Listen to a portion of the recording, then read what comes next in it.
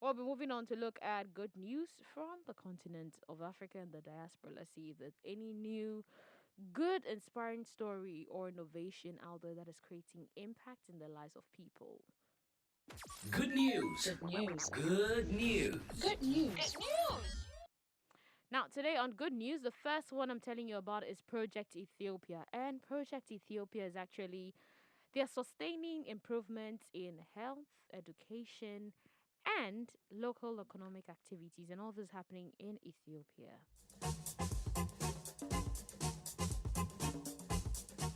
So what they do is they work side by side with the community, empowering the villagers to actually make long-term positive changes to their lives. I mean, you're talking of efforts that are being put in issues to address clean water, sanitation, healthy homes, education, and economic opportunities. And we know these are some of the basic things. These are like the fundamentals of ensuring that a village or a community or a town is actually going to develop or grow.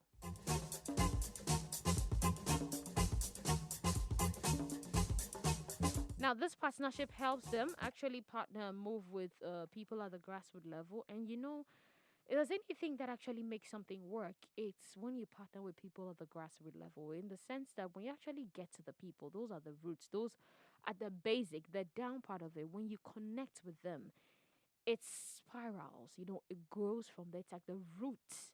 So they then inform, they start making the changes, and then the minute they start making changes, you see the results tripling throughout the whole community. So they don't go and say, "Oh, we're working with this." Well, no, they come to the people and they work with the people, and that is what brings about the difference. That is what changes the story. It makes them very different. It makes them stand out when it comes to impacting the lives of villagers in Ethiopia.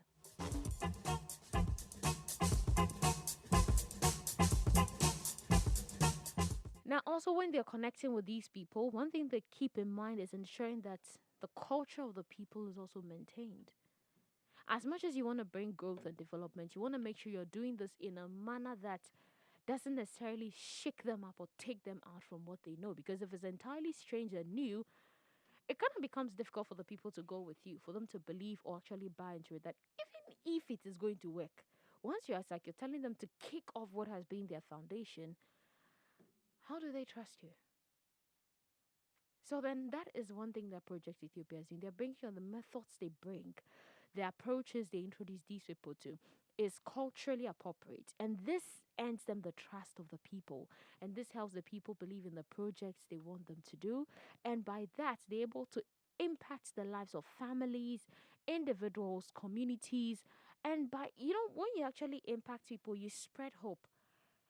People no longer see the dead end like, oh, this is it. You wake up, you're born, you go eat, you probably go to the river, take the cattle, you come back, and that's it. No, people start to dream and think outside. They have hope. They're like, I can be this if I want to. I can do this if I want to. Probably something like this could come to this town. Probably we could have an internet connection. Probably we could have light one day. Probably I could become a doctor. And that hope is what leads them on to actually change and bring development. If you look at the great inventors and scientists and all these people who have done amazing things, innovations, especially some of the ones we've been talking about here on the Good News segment, you realize they had hope. First off, they tried to solve a problem, and that was super important for them. So it's a great and amazing thing that Project Ethiopia is doing.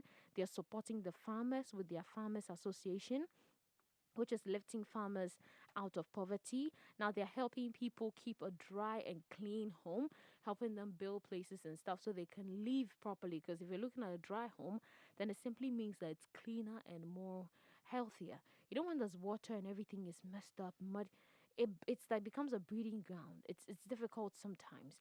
Now they're providing clean water to students in school, wells in school, so the students can go and drink clean water, not river water, clean water. And then they are also they're building rural schools so that they can help people have access to high school and then, tertiary. Now they're also doing family composting latrines that actually combat disease. I feel that like is super important for me because there's certain places you go and then there's no latrine. Some people just go and literally do it in the bush. And we've had adverts and things that people say, don't do that. It's not good. don't do that. It's not right. Don't let that be the issue or something. But one thing that Project Ethiopia is actually looking on is they're actually creating the family compost latrines, and this is like building it in every house, like in every family. So basically, what the people have to do, the compost is added frequently to prevent odor, and then the toilet enclosure and the toilet pan is actually moved after 1 year, which is then switched to the other pit. Then the family latrine enclosure is a colorful oilcloth. They use a colorful oilcloth, so it's visible to all walking by, and it's available for anyone to use. So it increases the desire for sanitation and a wish to end open defecation, which is one key thing. So some people are actually fighting. You understand? I feel this is good, and someone will wonder, okay, clean access to this. Now, if just will interest you to know, there's about only 31% of rural Ethiopians who have access to clean water.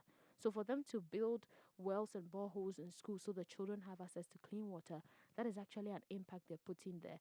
And waterborne diseases actually cause 80% of the illnesses and death in actually some parts of Ethiopia. You also have sanitation as being one of the greatest issues when it comes to health. I mean, if your sanitation is poor and bad, it's going to affect your health. You understand? And sometimes, if it's that good, scientists have to say that it tends to add like 20 years to your life expectancy. So, if you want to live long, check your sanitation as well, check what you're eating. But Project Ethiopia is doing amazing. Now, if you want to check them out, you're in Ethiopia, you want to support or help them in any way, you actually want to benefit from them, you can just go to www.project-ethiopia.org. Project-ethiopia.org.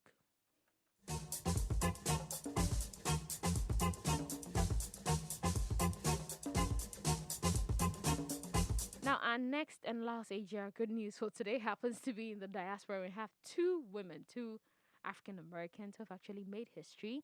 And they are female basketball coaches who have actually led their teams to the NCAA Women's Final Four.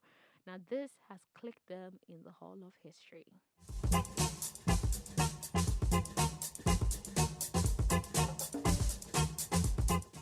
Now, ever since it was started in the year 1982, which is the whole NCAA Women's Basketball, this is the first time that two black coaches have been able to lead their teams to the Final Four. That tells you how much of a big deal and how important it is. Now, the coaches are, we actually have Staley, and then Adia Bands. Staley and Adia Bands. Staley is actually called Don as well. Don Staley and Adia Bands. So Staley is 50 years old and Adia is 44 years old, and she has been the head coach of Arizona Wildcats for 5 seasons. And Staley actually started her coaching career in 2000, and she became the head coach of the South Carolina Gamecocks in 2008. And she recently has led her team to the Final Four in the 2015 and 2017, and she's won the 2017 one for the team's first ever national title.